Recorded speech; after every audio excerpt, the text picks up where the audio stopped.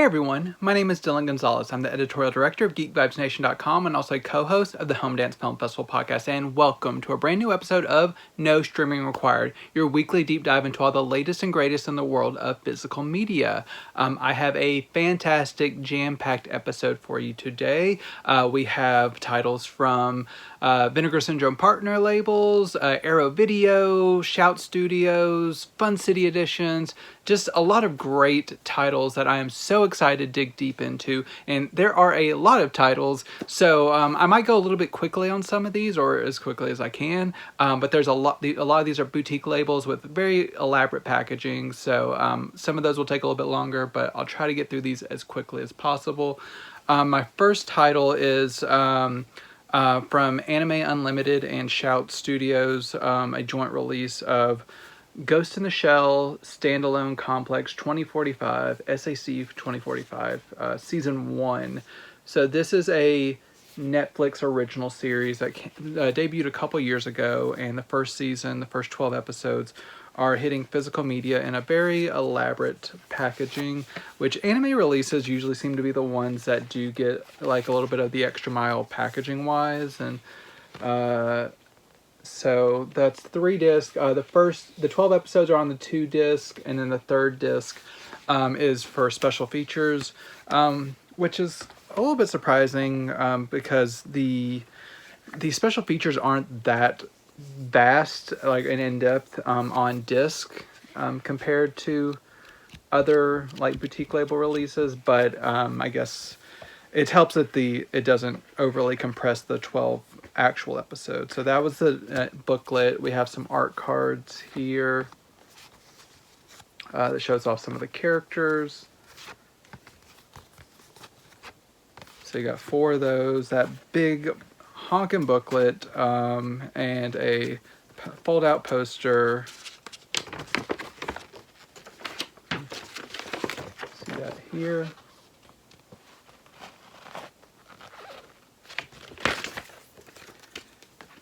And what I removed and kind of slid in here is the back leaflet that gives you all the information on everything. But luckily that fits nicely into here whenever you're done, so it can be clean package on the back, and everything just kind of fits neatly in here without having to like bend or cut anything.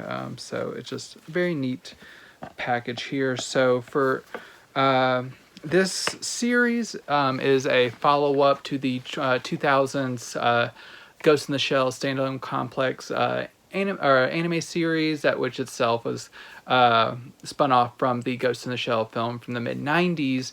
And that's an iconic film, and then the series that was spun off, it was also very highly regarded. So there is some anticipation going into this new series. And it is a bit of a mixed bag. I think the main thing dragging this series down is that the traditional like 2D animation style is completely gone in this one in favor for a fully CGI like 3D anime style, which the original series did have CGI enhancements, but this just goes full force into just complete CGI 3D, and that really kind of takes you out a little bit of the Ghost in the Shell world and just doesn't really feel as weighty as some of the other Ghost in the Shell properties that I've seen, which just feature some of the most beautiful and tantalizing anime that I've seen.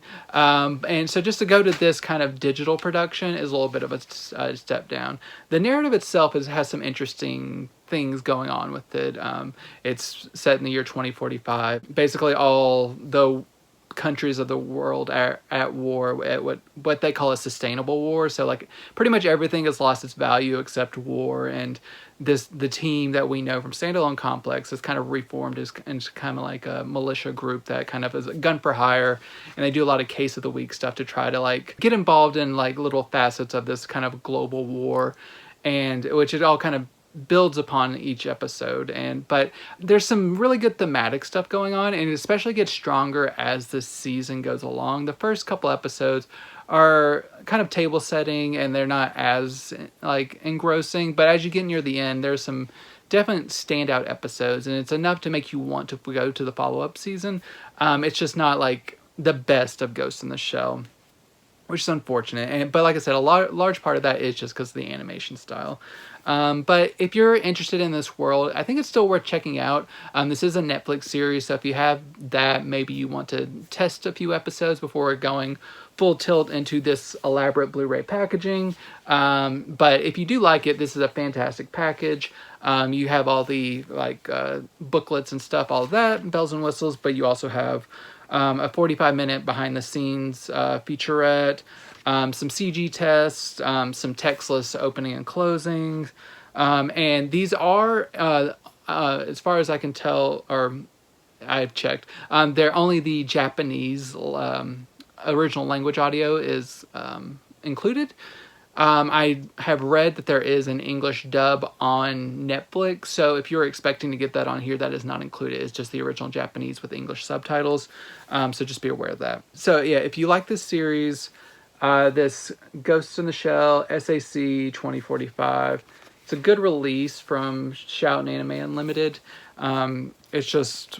it doesn't hold up a candle to some of the original installments of this franchise. But heading over to start the Vinegar Syndrome family, starting off, we have a double dose of cinematography releases this month, which I was very excited about. It's our first month since the first month the series launched. We've had two. So the first one we have here is one that I was highly anticipating, Thieves Like Us, the Robert Altman film in 4K. That's, you can see the J card removes here for a very nice package here. That's the back. Be very careful. There are some stickers you can't quite see on here. They're kind of like they pull off here.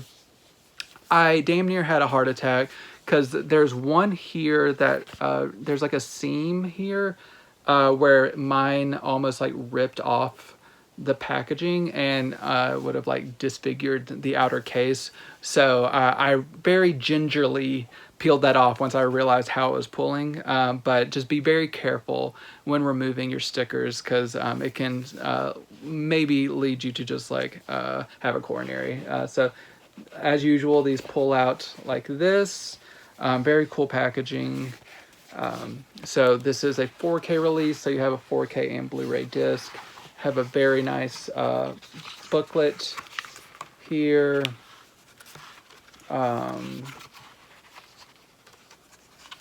Some photos as well. And the booklet here has some cool essays. There's, if you know Mitchell from Letterboxd, he has an essay in here. I follow his Twitter account, and it was cool to see his first essay in here, as well as some other great critics for a great Robert Altman film. So this is a take on a classic novel, which involves, so you have Keith Carradine here, who is a part of a trio of bandits who are kind of going around robbing like banks and whatnot, and kind of just being bandits. And while Keith Carradine, he's not he doesn't have the bloodlust of some of his colleagues, and he starts to get involved with Shelley Duvall's character, and he wants to start a life where he's going to settle down, but he keeps getting pulled back into that life of thieving.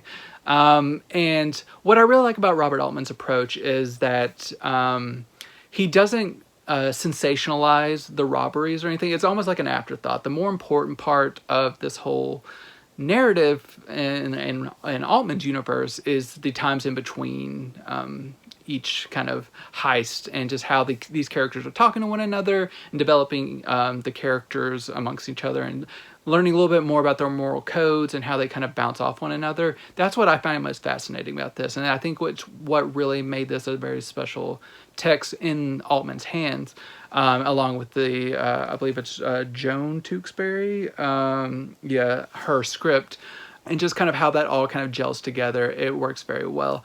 And the performances are great. We recently lost Shelley Duvall, which very sadly, but it was nice to see her so quickly after the fact show up in this new 4K presentation in one of her best roles, in my opinion. And this has previously came out on Blu-ray from Kino Classics back in like 2014. I do have that release, and compared to this, it's a night and day difference. It's a really great restoration. It shares the same base restoration as the recent Radiance Films release overseas. I cover Radiance a lot, but they did not release it domestically. But they do also share some special features, which I'll talk about here in a little bit. But this comes from a 4K restoration of the original 35mm camera negative. This is in HDR10, which the Radiance overseas release is only Blu-ray. So this is a 4K HDR10 release, and it looks really great. Not a lot of like vibrant Technicolor type colors like that are popping off the screen, but you really get the nuances within this cinematography, where it's kind of a little bit of a dour world, a lot of earthy tones that kind of stand out very well.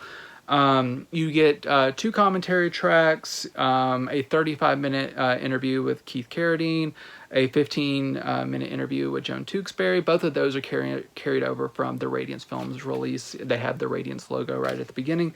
And then you also have like a trailer and some other just kind of minor special features, but those are the main things.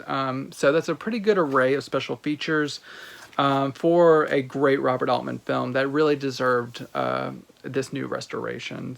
So they've done a really nice job at cinematography with this release. I think they do a good job with pretty much every release, but I don't think anyone will be disappointed if they're a Robert Altman fan. The second cinematography release is Joyride. This one, there's a lot of Joyrides. This one is the one from the 70s.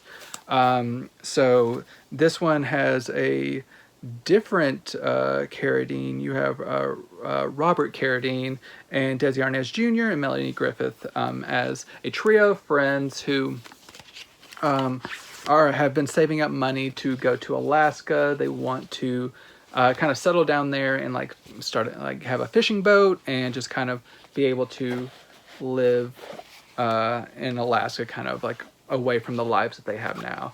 But once they get there, they kind of realize their dreams are not as easily achieved as they think they are. They run into some kind of unsavory people, and they kind of get themselves over their head with like needing money, and it kind of devolves into like kind of a little bit of a life of crime narrative. There's some really interesting stuff going on here. It's a good kind of like hangout picture, but also with like an undercurrent of desperation with these 3 characters. There's a dynamic where Robert Carradine and Melanie Griffith's character, they're in a relationship, but the Desi Arnaz Jr. Character, like you can kind of tell there's a little bit of tension there where he kind of has a thing for Melanie Griffith. And kind of how that dynamic plays out over the course of the film. And it's just a really, it has like a quality about it that I think is just a very, it kind of lulls you into kind of like this trance, but there's a lot of very interesting things, and kind of each of them show their kind of baseline morality over the course of the movie. And for that, I really appreciate it.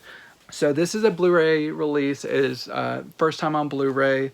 It is from the a 2K restoration of the 35mm Enter Positive. I think it holds up very well. It's a very nice, clean-looking transfer. There's maybe small little specks here and there, but it's been cleaned up very well. One thing I do want to note: it notes on the back that this is.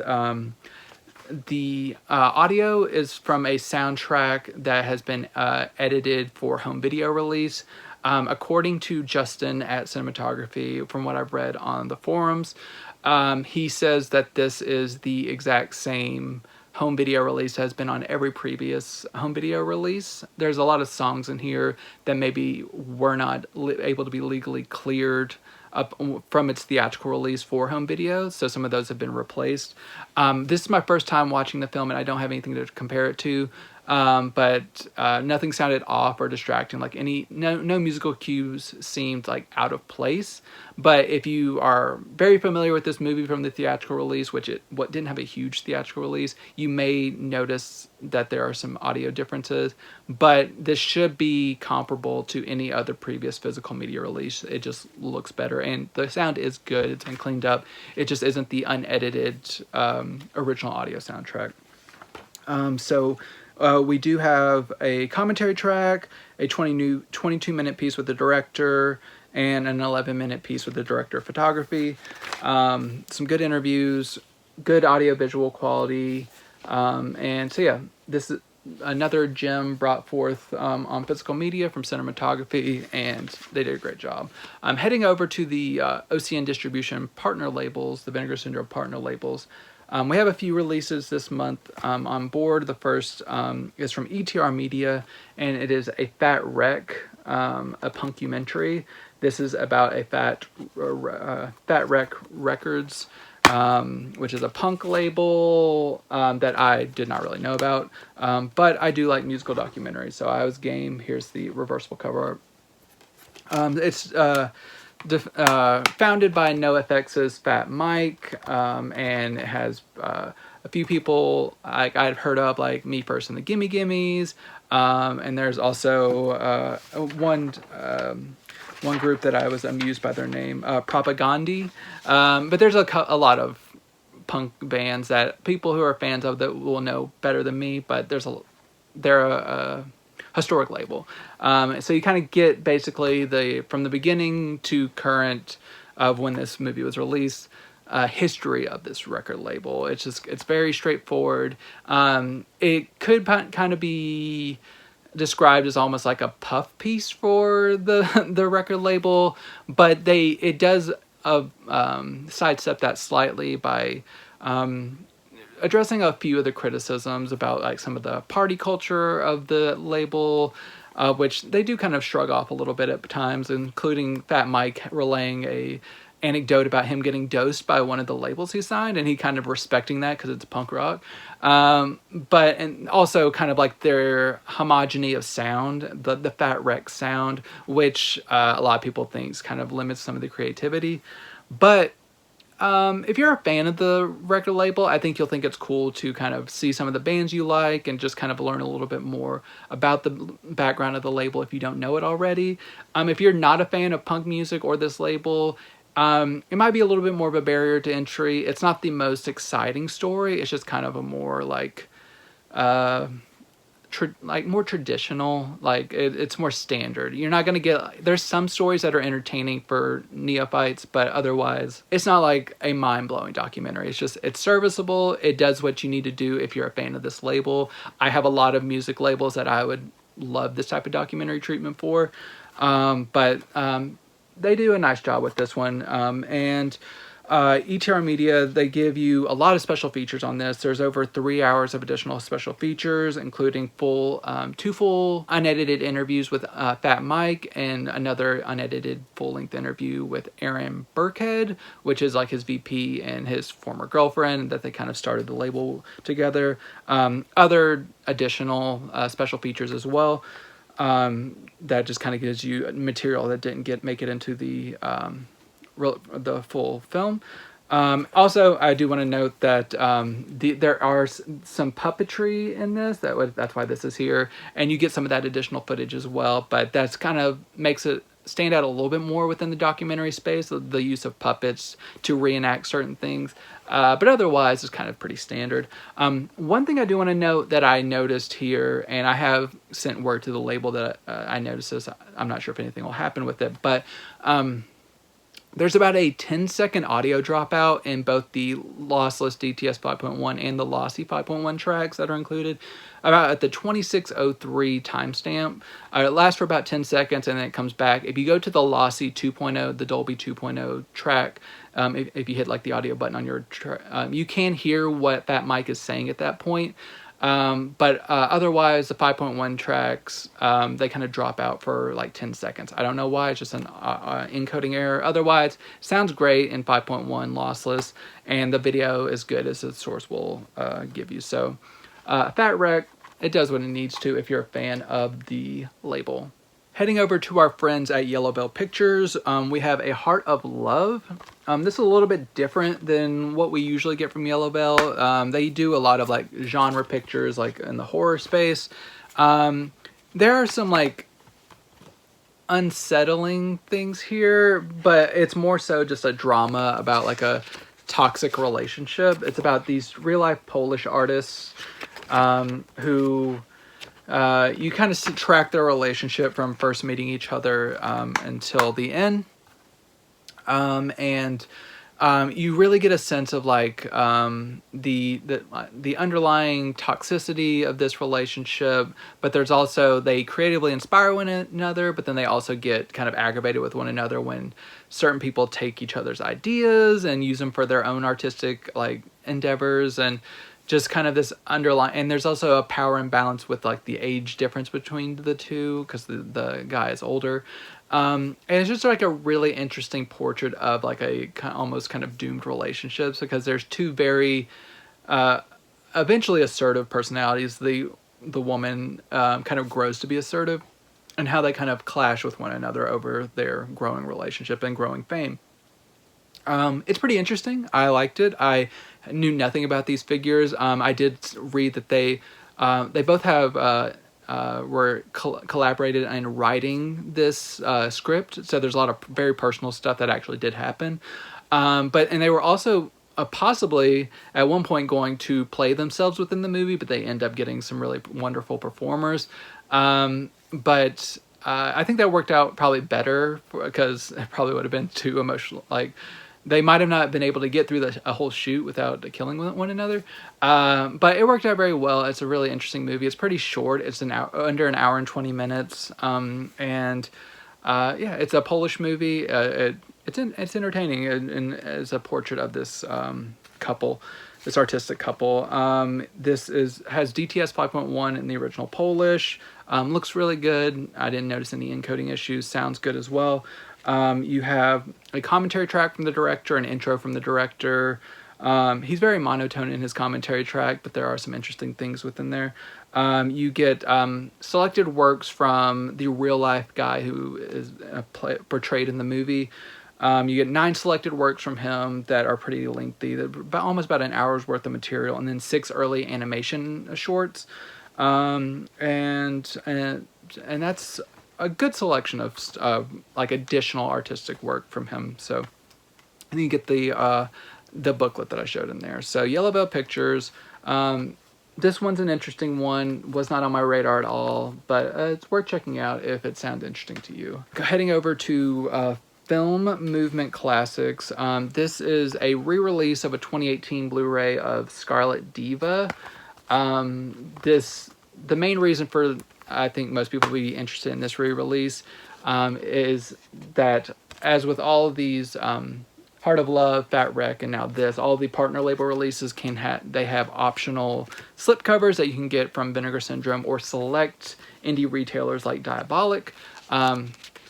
So if you wanted Scarlet Diva with a slipcover, those might still be available from Vinegar Syndrome. This is Asia Argento, daughter of Dario Argento, the horror master. Her debut directorial effort, and kind of her early Me Too effort before Me Too was a thing. This was in the early 2000s, and it's kind of like a loose dramatization of some of her experiences with Harvey Weinstein and other kind of predatorial behavior in the entertainment industry that she had kind of experienced. And she kind of puts this all together in a very kind of visceral, kind of chaotic way at times. This is a movie that I respect more than I like as a work of art. I respect that Asia she was able to translate what she was feeling on screen, and like she really created a lot of moments that were very impactful.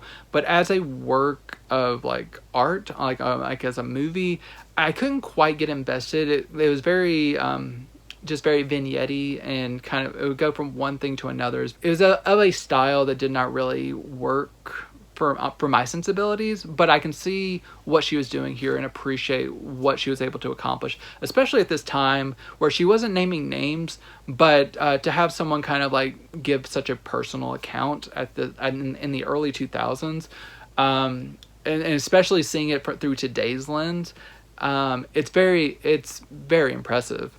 It just didn't quite click with me. It was shot on a mini DV video camera.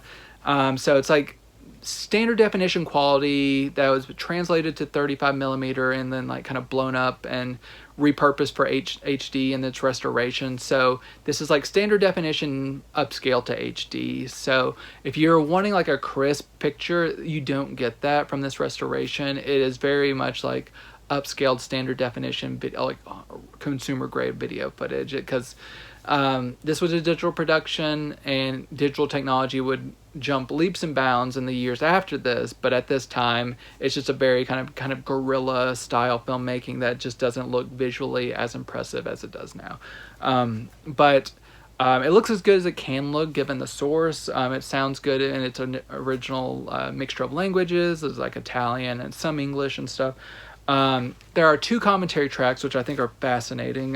You get one from modern day of when it was released to 2018, and then the original 2002 commentary track, both with Asia Argento, and it's really fascinating to get kind of some of her viewpoints, how they evolved over those like 15 plus years since her original commentary track and in the wake of Me Too, and she's able to kind of say a little bit more on the current track, and I think that's almost worth the price of admission, is just listening to her commentary tracks.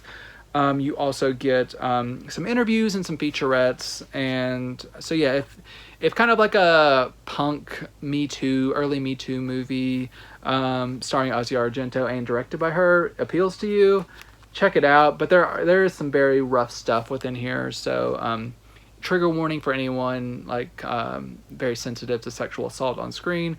There's a lot of kind of like abusive imagery in here, so just be aware of that. From Film Movement, Scarlet Diva. The next one I think is probably one of the most impressive partner label releases of this month, and that is Film Movement Classics' new release of The Poetry of Lee Chang-Dong. This is 4 films from one of the masters of South Korean cinema.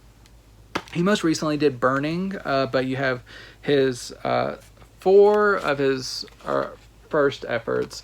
It skips 1, but you have Greenfish, Peppermint Candy, Oasis, and Poetry.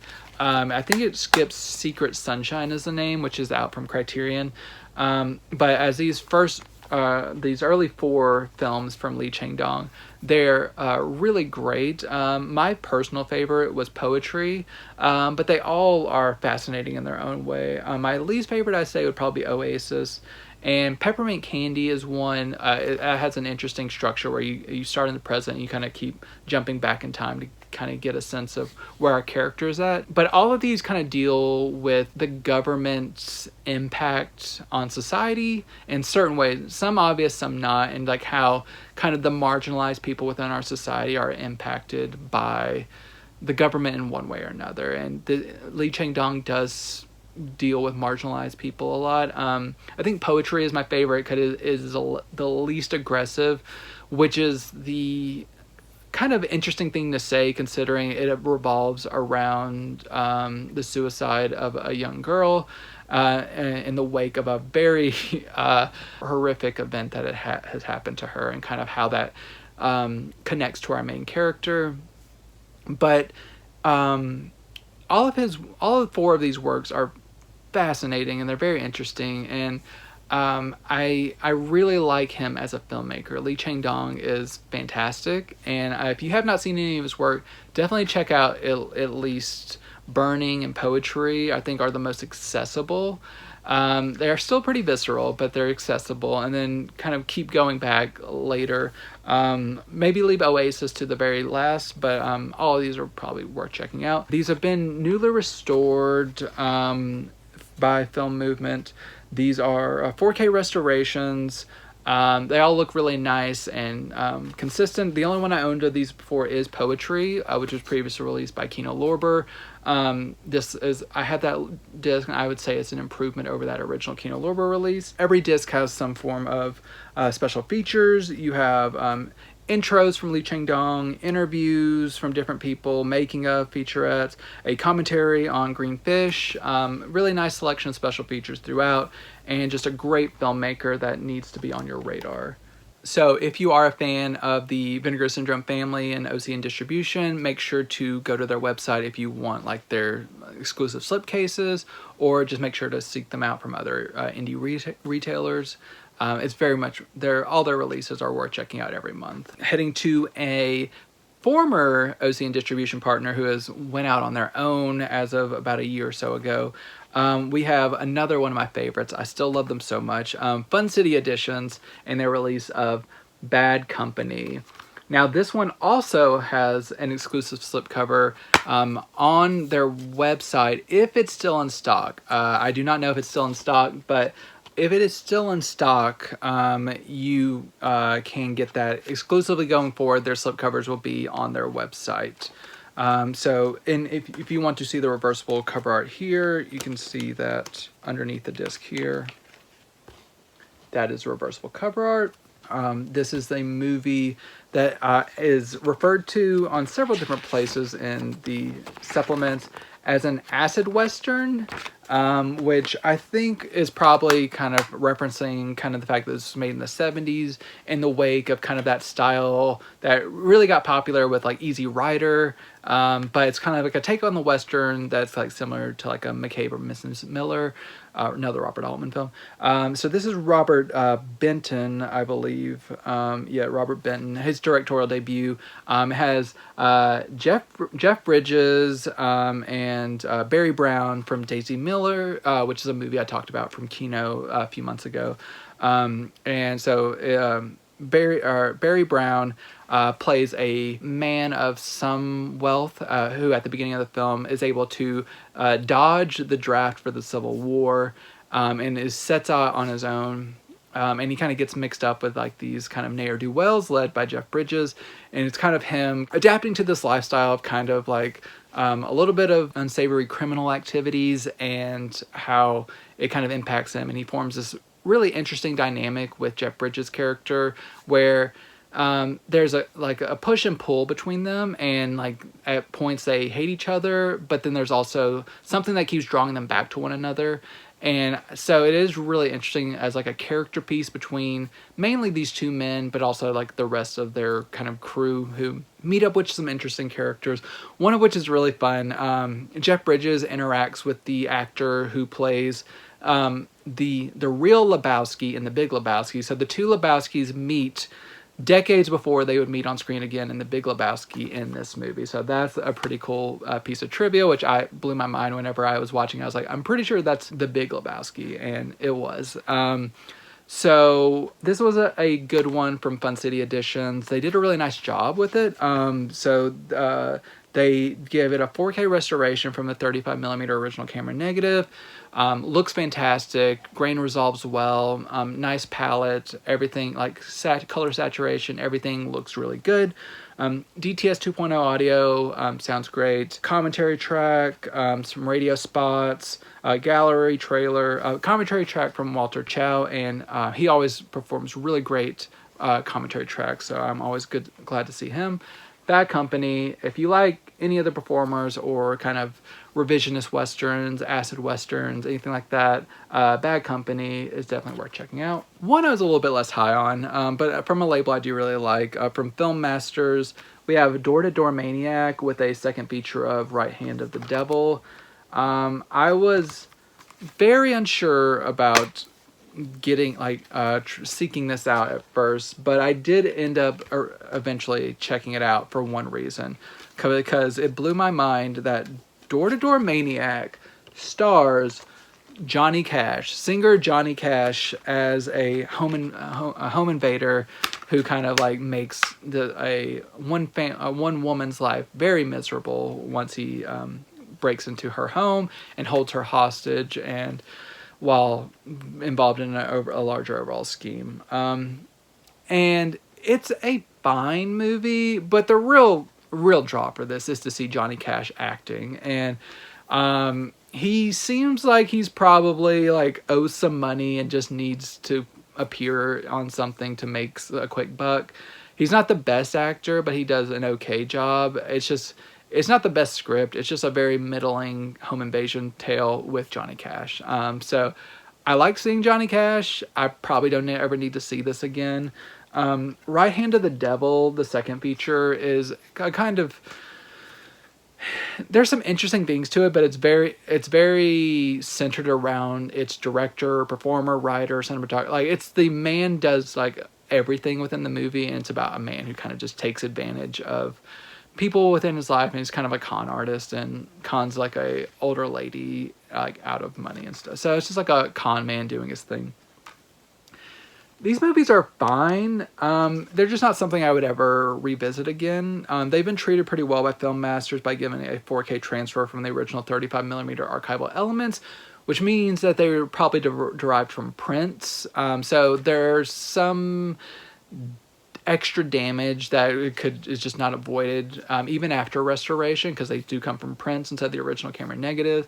But they look pretty decent overall. I didn't notice like crazy blemishes, but there's some damage here and there and unevenness. There's some really good special features as always on here. Both films do get commentary tracks. You also get a visual essay, which it's a pretty lengthy one that is always good for a film master's release. So if you also want to see Johnny Cash as a home invader, check out Door to Door Maniac, and then you also get a pretty wild, weird second feature. But if you think you can live without that kind of just weird thing to see, like Johnny Cash on film, you're probably fine bypassing it, in all honesty. We are talking about several of my favorite labels in this episode, so don't think I'm being disingenuous when I'm saying another one of my favorite labels is Era Video, and we have two releases from them, the first of which is a double feature. This is The Woman. The Woman is the main feature that is advertised, and I will talk about how that was a little bit confusing to me whenever I start talking about the movies. There is a second movie here called Offspring. If you want to see this, it is double-sided cover art, so you can see that artwork for The Woman repeated, or you can see or Offspring, not The Offspring, Offspring. So the forefront feature is The Woman. Both of these are in 4K, which is fantastic. And they come with a booklet here. Some might recognize Pollyanna McIntosh here from her role as Jadis on The Walking Dead. But she plays a figure here that who's just referred to as the Woman. So what I did, which I guess it's up to you what you do, but I probably wouldn't recommend it. I started with the main feature that is advertised, The Woman. Watch that. That is a film about it kind of deals with toxic masculinity. It's about a man who finds a woman in the woods who's kind of like feral, kind of like she comes from a warrior clan, and she's just kind of living in the woods. He kidnaps her and wants to kind of like socialize her and make her kind of normal. But you also realize this dude is a piece of shit. You get to see how he's controlling his family and all this stuff. It's very exaggerated. It's very tough to watch. But it is just it's by Lucky McKee, who did May and a lot of other great features. But he does a really nice job of like, there's a lot of just horrible like toxic masculinity traits within the, but it's so exaggerated that it's used in an impactful way to kind of like show just how ridiculous this man is. So if you can kind of deal with how over the top it is, it's a very interesting kind of tale of like ultimately revenge. Offspring, I watched second. That is the first part of a trilogy, which the second part is The Woman. So I watched these out of order because I did not investigate more closely. So if you want to watch these in order, watch Offspring, because I noticed that Pollyanna McIntosh, she showed up in Offspring. I was like, oh, she looks like she does in Woman. And then I was like, this is before The Woman. So that's more of it's a very different tone. It's a home invasion tale where you see the group of like kind of cannibal people that she comes from and impeding on this house and kind of like in order to try to kidnap their child. And there's just it's a gory, bloody mess. It's not Lucky McKee. It's a different director. It was made first, and it's just a very gory time, very mean-spirited.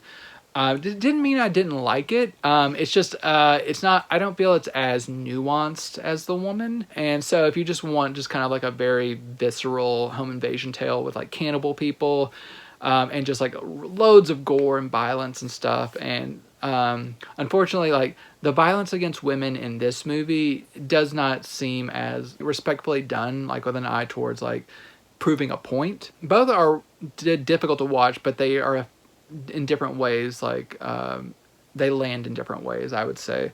But Offspring, I think, is still worth checking out. It's just The Woman, I think, is a stronger film. And then Pollyanna McIntosh, she directed a third film, which I think is called Darlin', which I wish could have been included in this as just like a trilogy set. And I think it's a missed opportunity, but I will have to seek that out now that I've seen the first two, because I'm interested to see how it evolves after the second film. Both of these get the 4K restorations approved by their respective directors.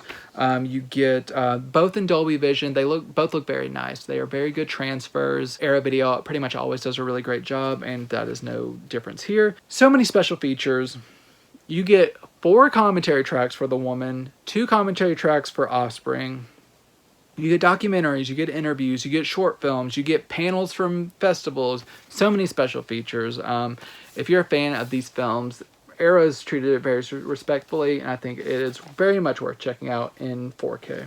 Another arguably more impressive set, but in a different way, is the Mexico Trilogy from director Robert Rodriguez, with a mixture of Blu-ray and 4K, and I'll kind of dig into that here in a second. So you get the 3 films in Robert Rodriguez's Mexico Trilogy, which I will show off now. So that slips off, the slip box comes off, and then reveals the 3 films here. So you have El Mariachi, which was his original like debut film, where you had the mariachi character that is followed throughout this trilogy, played by someone different than who plays it in the second installment, which I will get to in just a second. Very low budget, 16 millimeter project, filmed in Spanish, just kind of like a mariachi who gets himself a mistaken identity for a guy who breaks out of prison for revenge purposes. And it's just a really cool little film from Robert Rodriguez. Really showed his talents very early on.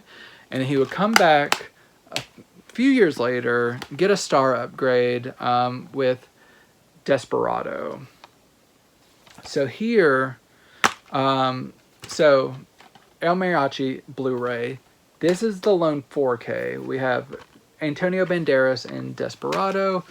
You have reversible cover art, which I will show off here. If you only want the 4K Desperado, you can buy it separately as a 4K steelbook. You do not have to get this Mexico Trilogy to have Desperado in 4K. But you had Antonio Banderas returning or debuting as the mariachi, a returning character from El Mariachi, and just kind of embracing his kind of like kind not assassin lifestyle, but like gunfighter lifestyle. He kind of rolls into town and just kind of gets into like a whole thing. You have Selma Hayek joining him. Steve Buscemi's in here. Cheech Marin, Danny Trejo. So many people. Really fun film. Really good continuation that really really solidified Robert Rodriguez, kind of his style.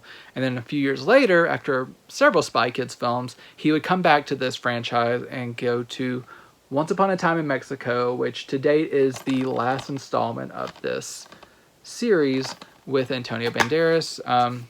Another selection of stars here. This was the one, I got to see this one in theaters back in the day. This is a reversible cover art. Here you can kind of see Johnny Depp is, whenever he was hot from like his Pirates of the Caribbean fame, and as much as he is a problematic force now, he is really good in this movie. You have Selma Hayek returning in kind of a reduced capacity that I did not appreciate. You got Mickey Rourke, Willem Dafoe, Danny Trejo again as a different character, and then a bunch of other. You have Enrique Iglesias, the singer here, with a fire extinguisher, or not a flamethrower guitar case, which is pretty cool. Oh, and I also want to note, I don't want to discount him, Ruben Blades, who people may know from Fear the Walking Dead. He's probably the one taking this movie the most seriously. He does a really good job in this one. As kind of like a take on the old Man with No Name, roll into town, getting into like a scenario type situation. These films are pretty fun. I really enjoy the work of Robert Rodriguez, and there's just like some really insane kind of action set pieces. It's not the most consistent franchise, but I enjoy all of these two different effects. Desperado is the winner of this, for my opinion, but all three are entertaining in their own ways. You get a full poster here of the Mexico Trilogy, and then you also, here's a backside of the mariachi here. Kind of try to show that off as best as possible. So all that is in the Mexico Trilogy. So you may wonder, why are they not all in 4K? One, I would say, is because these are licensed from Sony, and Sony does what they want. If you do not play by their rules, you can't get anything out of them. Luckily, they were able to do Desperado, but getting a little bit more granular on this, El Mariachi was shot on 16 millimeter. Sony may have not thought that the upgrade to 4K from 16 millimeter would be beneficial. Maybe they did not have the original elements. I would assume they would. I don't know. But they did not make that decision on this one. I have seen 16 millimeter films get fantastic 4K restorations, like the Texas Chainsaw Massacre. But that's neither here nor there. Once Upon a Time in Mexico is a little bit more of a tricky situation, where it was shot not exactly similar to Scarlet Diva, where there was a transition to digital in the early 2000s. But this was Robert Rodriguez deciding that he was going to stop shooting on film and shift to digital. But he shot it in a way where the technology of the time is not easily upscalable to 4K. It probably would have some benefits, but once again, Sony chose not to upgrade that, so you just kind of had to deal with it. But the 4K restoration from the original camera negative for Desperado is fantastic. In Dolby Vision, looks fantastic. Bold colors, especially a lot of explosions, look very good in Dolby Vision. It's just a really fantastic transfer, and Sony did a really nice restoration effort. So I only have El Mariachi and Once Upon a Time in Mexico previously on DVD, so I do not know how they compare to the original Blu-rays released by Sony, but they look very nice, and I think they look as good as they can on Blu-ray, so that's accounting for something. So if you just want all the trilogy looking their best as they do on physical media right now, I think the Mexico Trilogy is the way to go. You also get a lot of special features. You have all the archival special features from the previous releases carried over. You get 3 new interviews on El Mariachi, 3 new interviews on Desperado, and 2 new interviews on Once Upon a Time in Mexico.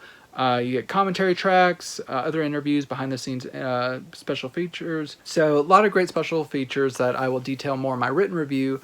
But that is to say, the Mexico Trilogy is worth picking up if you do like these films. Even if you own the previous Blu-rays of Once Upon a Time in Mexico and El Mariachi, you do get new special features. So worth checking out. Less involved in showing off this next stretch of titles. First, we have Universal's release of In Restless Dreams, the music of Paul Simon. This is pretty straightforward. This is a documentary on the life and works of Paul Simon from his very earliest days through his works with Simon and Garfunkel and eventually his solo Paul Simon output.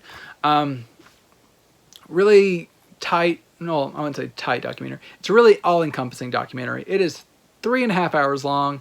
I was not bored by a second of it, but different from A Fat Wreck, I really liked the music of Paul Simon, and I was riveted just to learn about every creation of every like hit song, minor tune, his life, all of it. I was in for. If that sounds interesting to you, if just 3.5 hours of just like investing in the life and work of Paul Simon seems fascinating to you, you will love this. It's great. It looks great on Blu-ray. You do get a digital code here if you buy it, but Blu-ray looks great. No special features, but a fantastic documentary, looking good on Blu-ray. I did not expect it to get a Blu-ray release, so I was thrilled when it did. So if you're a Paul Simon fan, definitely check it out.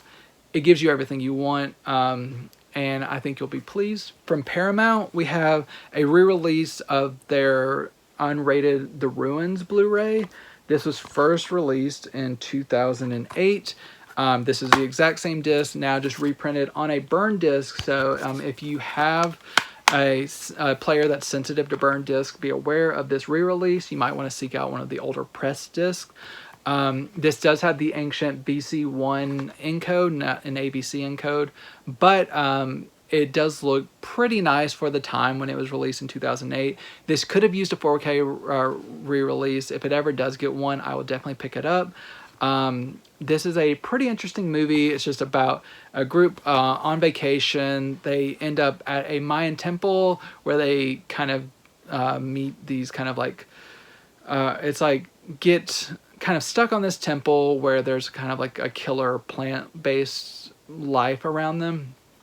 And it's a lot of body horror, like grisly special effects. It's gnarly, and it's just like proves don't fuck with other cultures. Just leave well enough alone. Don't make it kind of like entertainment for you. But really great body horror. Pretty entertaining horror movie. Very tightly packed, less than 90 minutes. It gives you good thrills, unrated, great. You do have a commentary track, making up featurettes, and an alternate ending. So if you haven't picked it up yet, here's another release, or pray and hope for additional or a 4K release in the future. Another burn disc re-release. This is from Gravitas Ventures. This is Making Apes, the artist who changed film. So Making Apes is basically a love letter to special effects artists. It does kind of center the Planet of the Apes team as like the making of this as kind of its grounding point, but basically it gives you a background on visual effects or like practical effects, makeup effects over the years. Starting with like kind of like the Lon Chaney era back like in the earliest days, and then the groundbreaking nature of Planet of the Apes, and then kind of their subsequent works of some of the artists involved. So if that sounds interesting to you, if you want like all the dirty details of special effects works with some really interesting people like Guillermo del Toro offering insights in addition to some of the people who actually worked on the film, this will treat you very well. It's a really entertaining documentary. It looks as good as it can look on Blu-ray. Some of the original footage is not made for HD, but it looks good on Blu-ray. And then like the new interviews look great. Only a trailer, special features, DTS 5.1 sounds great. So yeah, if you're a fan of these types of documentaries and you just want to know more about like prosthetics and practical effects, Making Apes, like it's more than just Planet of the Apes. It's very much worth checking out. It's from Gravitas Ventures. A very needed re-release from Sony. This is the China Syndrome with Jane Fonda, Michael Douglas, and Jack Lemmon. This was originally released by Image Entertainment, like back in like 2014, I believe. And I did not have that, and I was glad that this got re-released by Sony themselves. This is a terrific movie. It's probably one of my favorites that I watched this week, where it's Jane Fonda plays a newswoman who happens to be at a power plant when a major event happens that would have potentially cost tons of lives, but the plant aims to cover it up. But she has footage shot by Michael Douglas's character, her cameraman, that proves that there is a little bit more to it, and it's this conspiracy thriller of trying to get the truth out, trying not to let this cover up happen, and just how that kind of eventually evolves with like people wanting to be whistleblowers, and just kind of it's prime conspiracy thriller. Fantastic. I really loved it so much. I've never owned this, nor have I seen it, but this looks really nice. I would not be surprised, given the reviews that I read of the previous disc, that this is maybe from a new 4K restoration by Sony, but I do not know. They did not market it as so, but it is a really nice, natural presentation. I'm not sure if this, I knew the previous release was on a Blu-ray 25. I think this is on a Blu-ray 50 from what I can tell. So if you do have the previous release, it's probably at least like an encoding upgrade. But I would suspect that it's from a new 4K remaster. You do have some 2 featurettes, deleted scenes, and a trailer.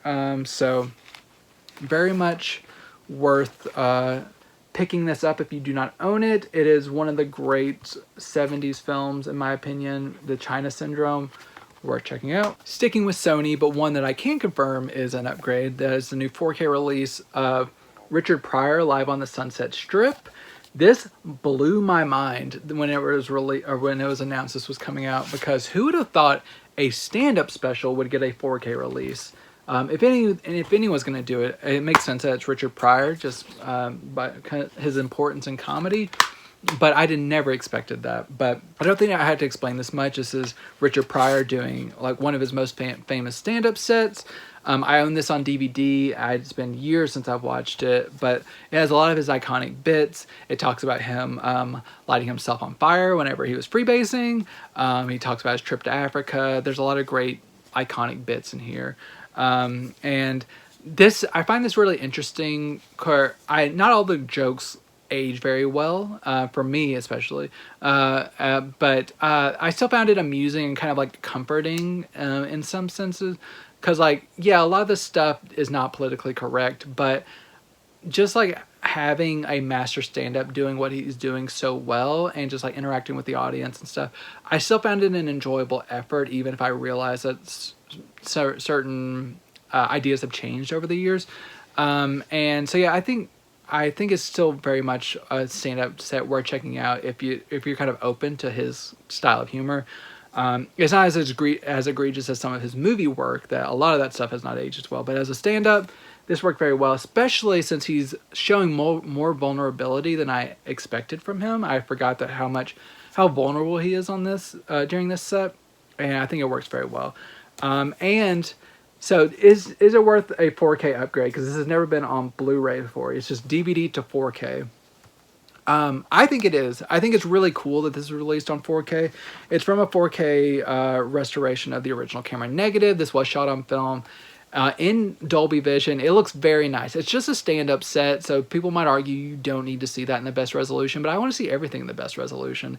And it looks fantastic. His iconic red suit that he has pops so well in Dolby Vision. It's fantastic. And mono sound, they're not going overboard with Atmos or anything like that, but original soundtrack sounds great. Only a trailer, so no like incredible special features, but just like an iconic stand-up set in 4K. I'm here for it. Heading down my last trio of titles from Shout Studios. My first from Shout Studios is Ollie G Indahouse. And I thought I would transition from one kind of problematic and release to another.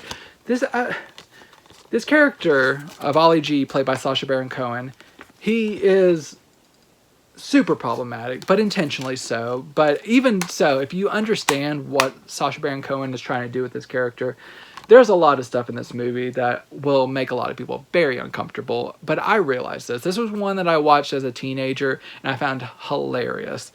I watched it a couple years ago and I still found it very funny, but with my modern sensibilities, I realized there's a lot of wildly offensive stuff. But I think that is what Sacha Baron Cohen was going to an extent. I think there's some stuff that's unintentionally aged very poorly, but it is just this character who is super oblivious. He is adapted like hip hop culture. He gets in this wild plot where he is influencing the upcoming elections in Britain.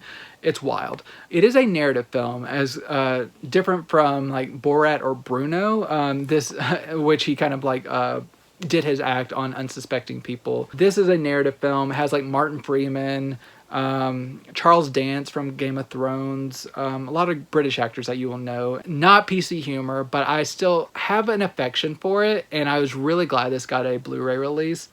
It does seem to be from a dated HD master, but it still looks very nice. I think it's comparable, but better than the HD version I saw like on Encore a couple years ago when I last watched it, because you don't have that compression issue of like over like cable compression. So this is like a really nice HD master that probably could be improved within a remaster, but I'm not sure if this title is going to be one that demands a remaster. So looks good, sounds good, and you have the archival special features, which include a commentary track, deleted scenes, and behind-the-scenes featurette. So I've been wanting this one on Blu-ray for many years. Shout Factory delivered. Say what you will about the movie, but I think it's pretty funny, even if it is wildly offensive and dated. My next release, a little less controversial. It is their release of Last Man Standing with Bruce Willis. This is Bruce Willis directed by Walter Hill, doing a take on Yojimbo. Bruce Willis is a man who comes to town, working with two different sides of like a local conflict, and just kind of, it's like bloody, bullet-ridden, like Bruce Willis just like taking out a bunch of people, but it's pretty fun. It's Walter Hill. He's a great director. He's one of the best back in his prime, and just it's a period piece, but not like a Western piece. It's like back in like kind of Depression era, and it works very well. Just kind of like as like a take on like an Old West kind of movie. You also have other great actors, Michael Imperioli, Christopher Walken, a lot of great people in here, and Bruce Willis still doing really good work here. So this has been given a 2K scan of the interpositive. It looks very nice. It's very natural. I didn't notice much grain fluctuation. Nice, robust colors. Really good presentation. All you get is a trailer, but if you've just been wanting this in HD, it does the job. And finally, I have a 4K upgrade of the previously out of print Species 2. It was released as a 2-pack with Species 3. I do not own that. But I did recently, I think I'd gotten Species on 4K, the original, for Christmas last year. And I finally popped that out because I knew Species 2 was coming. And I watched the first Species, which, fantastic disc and a fun movie. Check that out. Pretty solid sci-fi horror movie. No reversible cover art to this. And I got caught up for Species 2, which is a different take on the movie. It's more so goes into batshit insane direction. You have Natasha Henstridge returning, not playing the same character after the events of the end of the first movie, but you have her playing a new character called Eve. Once again, kind of in captivity, and the plot of this revolves around a group of astronauts who return from space with a little bit more in their system than they bargained for whenever they get kind of infected by this alien substance. It's insane. A bunch of like attractive people getting worked up, trying to spread their like essence to everyone. So they're boning down, trying to get as many people pregnant as possible. This time the alien is a dude for mostly the dude is doing the impregnating, and as opposed to the main character in the first film trying to get pregnant. And then eventually Natasha Henstridge gets let loose and all hell breaks loose. Crazy practical effects, some CG as well, but I really love the practical effects especially. So much like gooey gore, slime, all kinds of stuff. It's a wild ride. I think it's pretty fun. If you want a more like serious take on the movie, go for Species. But if you want to just have like wild, batshit insane, alien fucking like stuff going on, Species 2, that's where you're at. So yeah, it's a wild ride. It's been given a 4K scan of the original camera negative. The restoration looks great in Dolby Vision, and sounds great. Commentary track, 3 interviews, behind the scenes featurettes, lots of good stuff here. So if you're a fan of this movie, it's a really good release. I think people think this movie is a little bit silly, but it's a fun time if you know what you're getting into. And that is my full slate of titles. Even when I'm trying to go fast, it takes a while, but I appreciate those who have stuck around to the end. If you saw something that I talked about that you are interested in, let me know. Let me know what interests you. Let me know what you might be picking up. Share this with anyone you think might also like one of these films. I do this every week. I go deep. I get all the boutique labels that I can for you to try to kind of guide you on what is cool and what is being released. So make sure you're subscribed to the Geek Vibes Nation YouTube channel. I will be back again next week. But until then, enjoy these movies.